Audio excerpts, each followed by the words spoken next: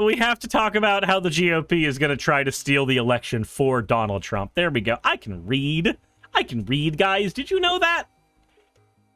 The idiot says your transgender friend moved back to Texas so I can no longer ask them. The idiot, Discord exists. Just hit up your trans friend. Like, just do that. Or just make more friends who are trans. Seriously, go to your local card shop and go to your local Warhammer community. I guarantee you will find not only a high amount of trans people, but an equally high amount of furries.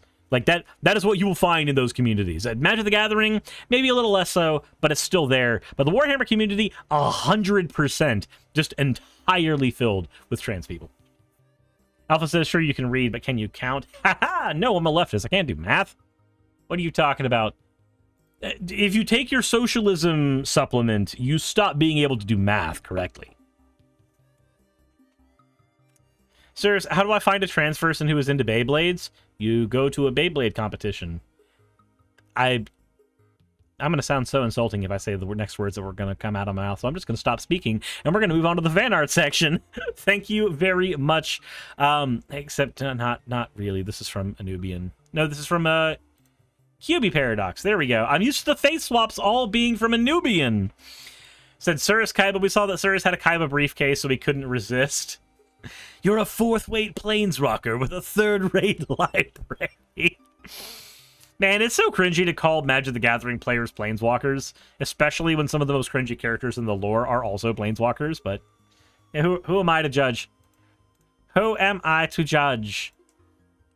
For furries, we don't have to search far. Search right there. Not a furry. Go to a single anime con. It's a stealth pride event. I'm sure there's not a straight person in the area. Hey, I'm a straight person and I go to anime conventions. It's not gay to suck your girlfriend's dick. I'm sorry. That's not how that works. What?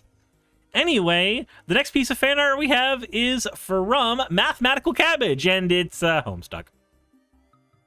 Homestuck, Suris, and Rhino. Rhino is a rogue of time. Suris is rogue of time, and Rhino is mage of hope. A mighty duo. Well, it is time for hope. The idiot says, I live in the middle of nowhere town in Mississippi. I'm poor, so I only have my house to work, groceries, and visit with family. I mean, there's card shops. Like, you could just go to a card shop. People throw away shit all the time. Like, unironically, when I was a kid, one of the ways that I would grow my collection would be waiting for draft events to finish, because people would throw away all of their bulk into the garbage, and I'd just be like, yep, that's mine. That's my garbage now. Your trash is my trash. Jess says, my shop threw me away. Why? Inquiring Raven says, we stand our token straits. No, like, unironically, if you have some cards, like any amount of cards, then you can just play Commander. It's also like super cheap. You can spend like 10 or 20 bucks and get a decent deck, and then you're able to play with people. It helps your mental health. It really does. It really does help your mental health to go and play like games with people.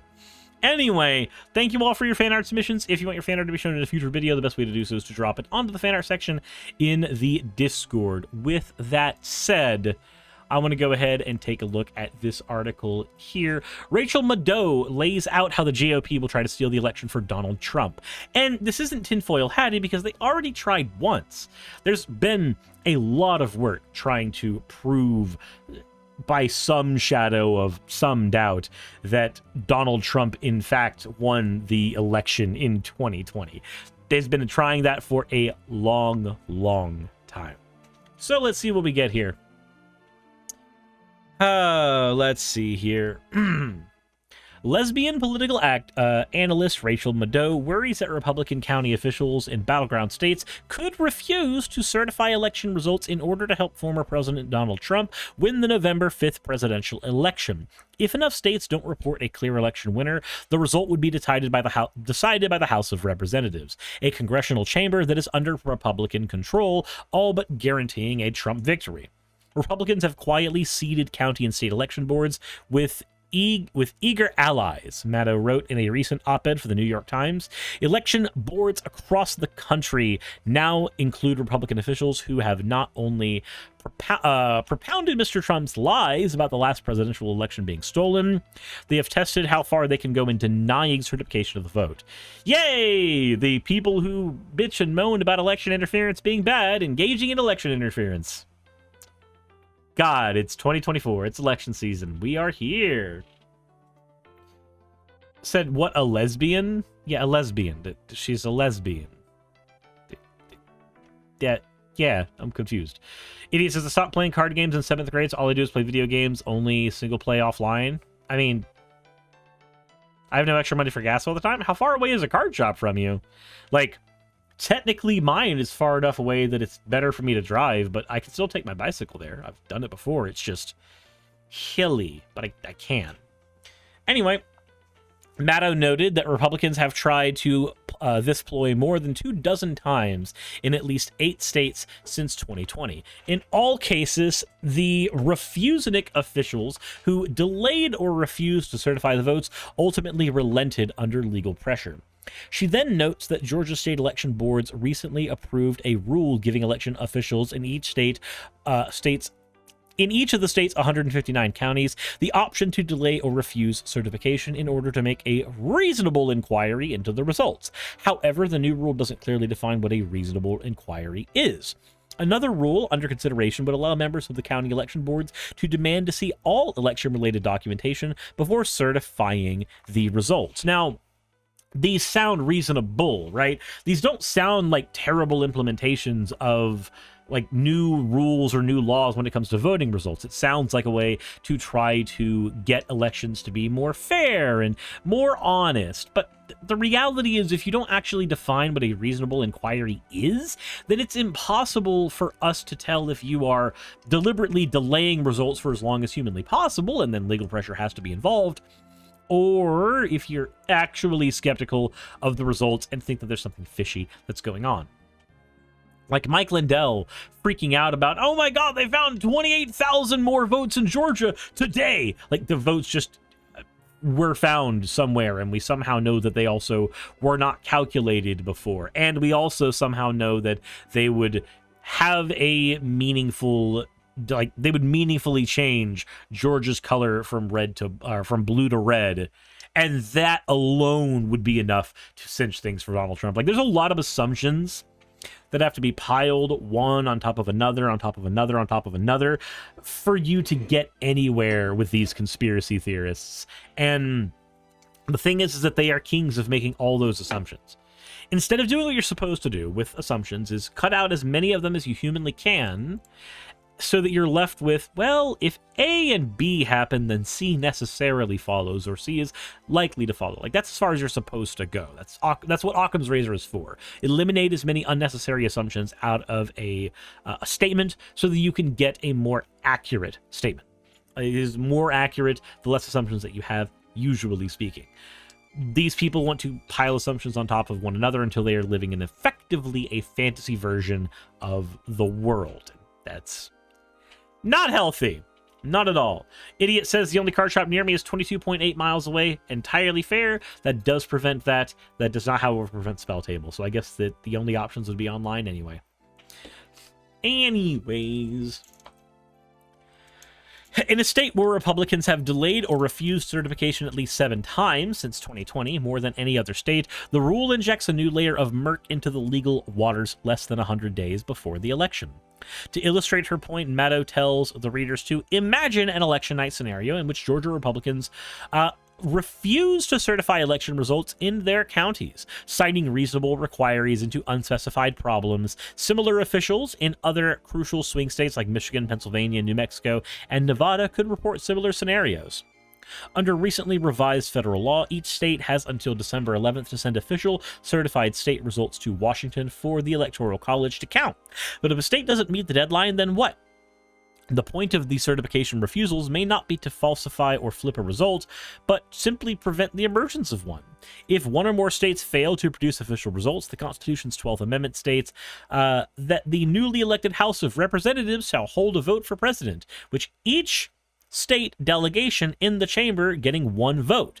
Today, Republicans control a majority of state delegations, though that could change by the time of the chamber's vote. They said our democratic system is not invincible, but it is strong. Certification of election results in a ministerial responsibility that is not discretionary. Legitimate election challenges are handled with recounts and litigation, not by individual election board members. There is no loophole that allows bad faith officials to flummox the electoral system that they take the choice of the next president away from the American people. So there is no loophole that allows for it. Hold on, but let's see here. Fails to produce results. So the wording in this is a little weird, right? The wording in this is a smidge strange. On the one hand, it says that here's a scenario where they could literally overturn the election in their favor by using all these legal loopholes. And then in the next, there are no legal loopholes. Maybe I'm just misreading it entirely, but this feels like just a smidge sloppy for my reading. Just a bit. But anyways, the sentiment that's being communicated here, though, does make sense. There is a scenario where Georgia will try to pull the, oh, well, we had missing votes found years after the election shit, and then use that as an excuse not to have better voting counting practices going forward, but instead to try to delay the results of the election for as long as humanly possible. And then, of course, if they don't hit that December 11th deadline, then yeah, that makes sense that you're going to end up having this kind of shit happen, where there is a chance that Republicans can just vote in the president using the House of Representatives. But I don't know. While it seems a smidge far-fetched to happen, I feel like the correct thing to do if that were to happen is, I don't know, something I'm not allowed to say on YouTube, something I'm not allowed to say on Twitch. There are several things that I would believe need to happen if we had our first non-fair election, like truly non-fair. Like, obviously, the Electoral College is not a fair board. It is not a good way to handle elections, but things get worse and far more compounded if you just start having the House of Representatives vote for the president instead of, like, the American people, right?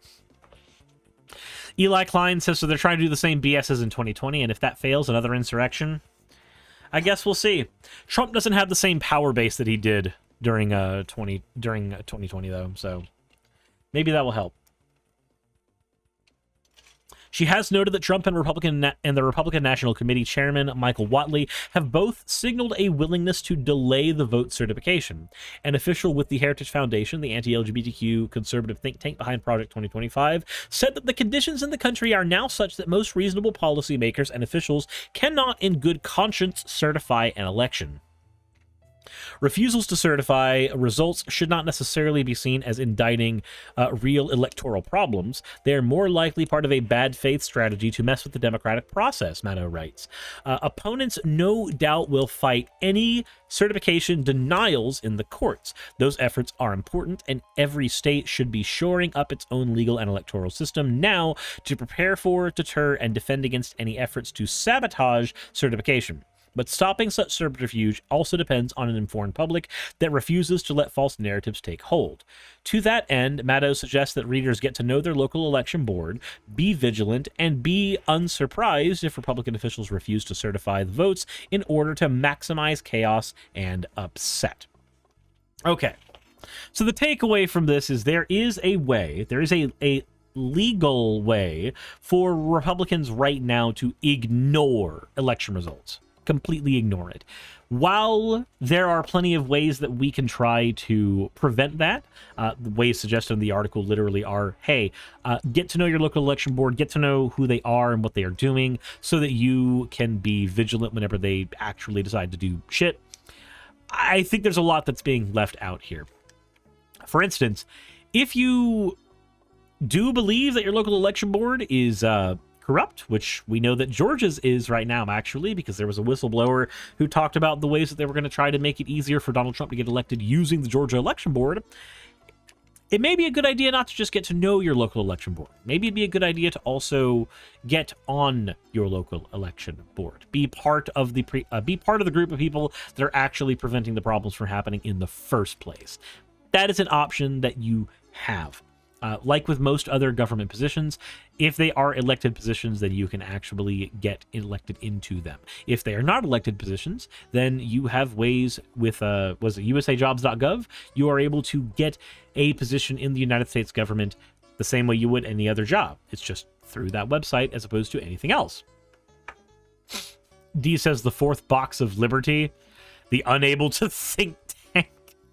Jesus. But no, the entire point here is there is a way that Trump can use to try to deny the election results. And he likely will try to deny the election results because he's been denying the election results for the last 4 years. There's no reason to believe that he's not going to continue to deny those election results this time around as well again. And if he fails in this election, there is a likelihood that he's going to be running again in the next election, dementia be damned, because he'll do anything in his power to try to keep that kind of power, unless he's in jail.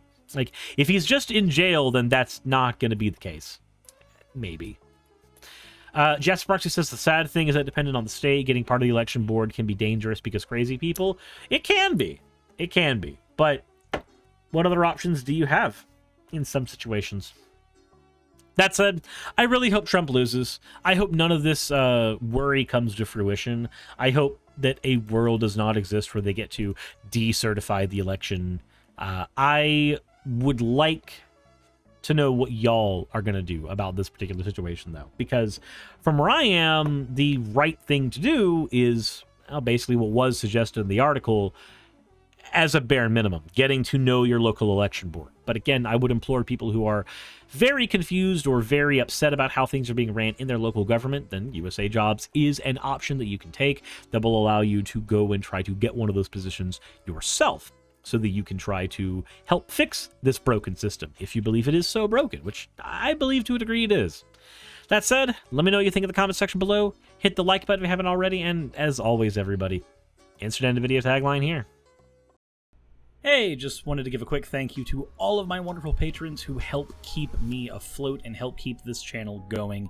YouTube and Twitch are wonderful platforms, but at the end of the day, stability is not one of their strong suits. If you want to support my channel, then obviously Patreon is one of the best ways of doing that. Link is in the description. But I do want to personally thank everybody who has contributed to the channel. Those people would be Red Joker, Purple Poundini, Jemshin, Britzkrieg, Jupe the Malignant, Michael, Ravalern, Mabbity Babbity, Astral Frontier, Autumn and Angel, Nixie Chan, Mark Anthony, Victorian Alchemist, I'm not saying the last part of that, and you know that, Arcton Arclacier, Kiratorian, Dren Hadamata, Jordan M, John L, Lord Bleck, Smiling Game Master, and Fire Shard.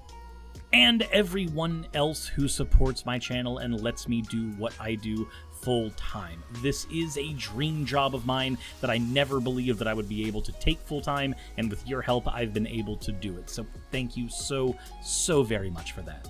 Thank you for watching the video. I hope you all enjoy, and I hope you all are having a wonderful time. I will see you all in the next one, hopefully.